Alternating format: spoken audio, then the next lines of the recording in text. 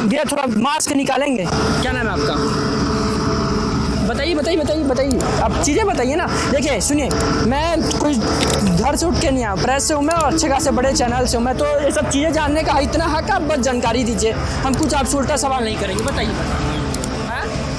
देखिए ये जवाब देने के लिए भाग रहे हैं, जबकि इनका पूरा हक बनता है जवाब देने के लिए। आप बताइए, हम कुछ नहीं करेंगे, आप मास्क उतारिए, नॉर्मल जवाब दीजिए। देखिए अगर नहीं जवाब देंगे तो आप खुद फंसिएगा, तो आप पूरा मास्क अच्छे से उतारिए, देखने दीजिए, फिर जनता को देखने दीजिए। जी नाम बताइए।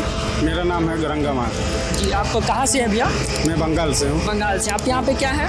मेरा जूनियर इंजीनियर का। जूनियर इंजीनियर, अच्छे पद पे हैं मेरे ख्याल से आप मेरे बड़े भाई टाइप के हैं, ठीक है भैया। इसमें मेरे को आप ये बताइए कि जो कार्य चल रहा है, जो मजदूर की एक पेमेंट होती है, अक्सर में रियल में कितना होना चाहिए और यहाँ कितना है? भैया देखिए, पेमेंट के बारे में तो मेरे पास कुछ नहीं है पता।